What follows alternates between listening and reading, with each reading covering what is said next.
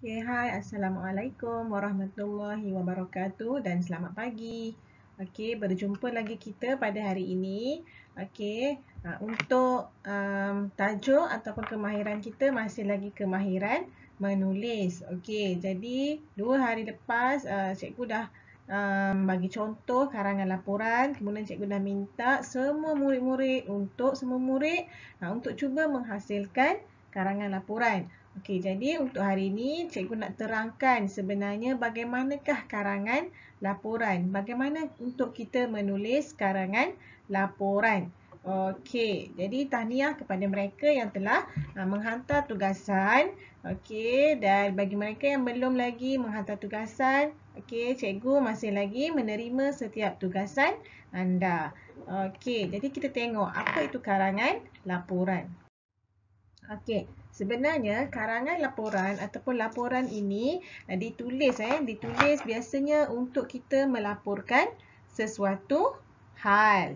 Okey, contohnya peristiwa yang berlaku, contohnya secara formal lah, secara rasmi. Contohnya kegiatan persatuan ataupun kelab. Contohnya kelab kita ada membuat aktiviti gotong royong. Oleh itu kita perlu melaporkan. Sebab apa? Biasanya karangan laporan ini ianya akan melaporkan hal ataupun peristiwa yang sudah pun berlaku. Kita nak tahu, okey, pada kejadian tersebut apa yang berlaku, berapa ramai orang yang datang, apa aktiviti yang dilakukan. Okey, jadi selain daripada kegiatan persatuan macam tadi cikgu sebut, contohnya ada aktiviti gotong royong contohnya, ataupun mungkin persatuan kita ataupun kelab kita ada pergi membuat lawatan. Okey, jadi kita nak melaporkan peristiwa tersebut. Apakah yang berlaku semasa lawatan tersebut. Okey, ataupun kita buat laporan tentang majlis, perjalanan sesuatu majlis. Contohnya berlakunya majlis penyampaian hadiah. Jadi sebagai orang yang bertanggungjawab, mereka perlu membuat laporan supaya apa? Supaya kita tahu. Okey, untuk kita jadikan sebagai rujukan lah, ataupun laporan juga ditulis untuk peristiwa seperti mesyuarat. Okey, seperti mesyuarat, tetapi biasanya mesyuarat ini kita panggil sebagai mini mesyuarat lah, tetapi ianya berbentuk laporan. Okey, nanti kita akan tengok contoh laporan tu macam mana. Okey, selain pada tu kita akan melaporkan peristiwa seperti pertandingan, contohnya ada pameran yang berlaku ataupun hal-hal yang berkaitan lah, hal-hal yang berkaitan dengan pelajar contohnya. Okey, ini untuk laporan sebab tu bila laporan ni kita punya cara tu dia lebih rasmi, dia lebih rasmi.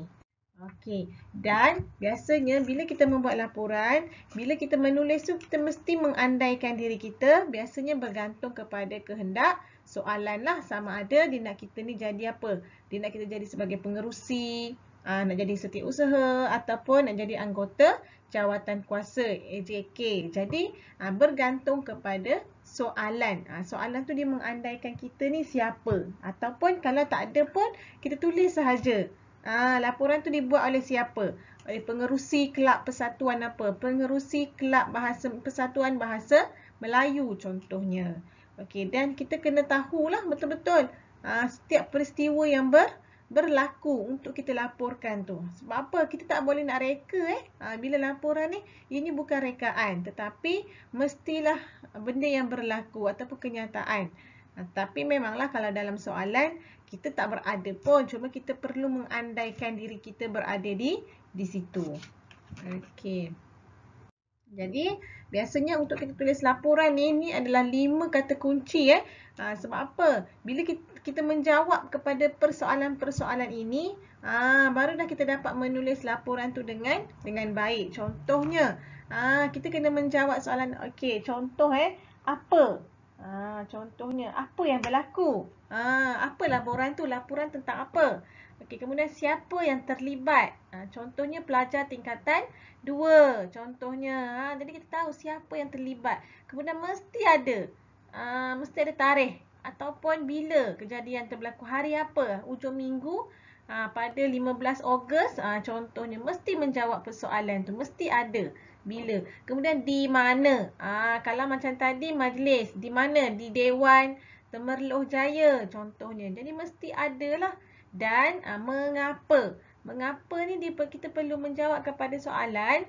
Okey, mengapa peristiwa tersebut dijalankan? Mengapa?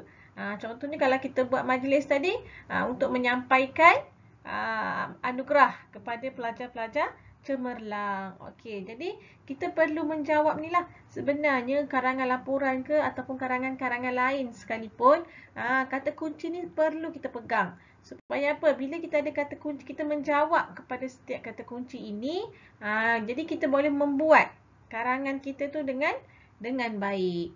Okey, jadi kita tengok ni format karangan laporan lah. Okey, jadi cikgu dah check juga siapa yang dah hantar. Okey, masih ada lagi yang keliru. Itu cikgu dah bagi contoh. Contoh karangan laporan. Okey, jadi untuk kita membuat karangan jenis laporan yang dia berformat dia mesti ada format. Kalau kita tak buat format dia, kita akan ditolak markah. Okey, jadi kita tengok Okey, ni adalah yang pertama sekali. Mesti ada tajuk laporan. Dan ditulis di tengah-tengah dengan huruf besar pada setiap awal ni. Contohnya K. K ni, Karnival Keusahawanan Sekolah Menengah Kebangsaan Taman Wawasan. Dia tajuk. Okey. Kecuali kata sendi, kata hubung dan juga kata sandang lah. Contohnya Karnival Keusahawanan dan. Kalau ada dan, D tu huruf kecil lah, D tu. Okey, Karnival Keusahawanan dan perniagaan contohnya. Okey, jadi tajuk laporan. Okey, itu yang pertama. Kemudian yang kedua adalah isi. Isi laporan ni masih lagi macam biasalah. Ada 5 perenggan. Okey, ada 5 perenggan iaitu isi, pendahuluan, isi dan juga penutup. Okey, biasa pendahuluan ni kita akan mulakan dengan menyatakan apa kejadian tu, bila berlaku, biasanya macam tu. Okey, kemudian perlu ada pengakuan pelapor. Okey, pengakuan pelapor mestilah ditulis disediakan oleh. Ada cikgu nampak ada yang tulis laporan disediakan oleh, tak perlu tulis. Hanya perlu tulis disediakan oleh Wong Kah Chun. Macam tu je. Okey. Dan mesti ditulis dengan huruf besar dan ada koma. Okey, kemudian bila dah kita tulis disediakan oleh, tanda tangan dan juga nama penuh. Okey, tanda tangan ni, tanda tangan kemudian nama penuh. Kemudian mesti ada tarikh. Okey, tarikh ni dia sebaris dengan pengakuan kat sini. Di sini. Tarikh. Okey, tanda nokta, kemudian huruf besar untuk bulan dia ni. Ditulis huruf besar. Okey, dan last sekali barulah jawatan dan juga nama persatuan. Sebab itulah perlu tahu kita ni siapa, pengerusi Setiausaha ataupun AJK. Yang macam ni, Setiausaha Kelab Komputer Sekolah Menengah Kebangsaan Taman Wawasan. Okey, ni mesti ada 5. 1, 2, 3, 4, 5 dan 6. Mesti ada 6. 6 perkara ni perlu ada. Kalau tak, kita akan ditolak markah. Okey. Jadi, inilah format karangan jenis laporan. Okey, jadi mana-mana yang dah siap, yang dah buat dalam buku hari tu. Okey, jika ada pembetulan, okey, boleh buat pembetulan. Dan cikgu nak awak tulis kepada karangan laporan yang awak dah buat tu, awak tulis kat tepi dia. Okey, awak tulis macam ni. Tajuk laporan. Kemudian buat isi. Kemudian pengakuan. Tanda tangan pelapor dan juga nama penuh. Tarikh dan juga jawatan lah. Perlu ada macam ni. Cikgu nak. Okey.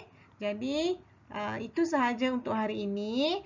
Jadi, teruskan dengan membuat tugasan yang telah diberikan pada hari Rabu lepas. Okey, mana-mana yang dah hantar. Cikgu nampak memang ada perlu buat pembetulan. Okey, jadi tolong hantar dan cikgu akan semak. Jika ada apa-apa masalah, boleh WhatsApp cikgu untuk bertanya. Okey, itu sahaja. Sekian. Terima kasih. Assalamualaikum.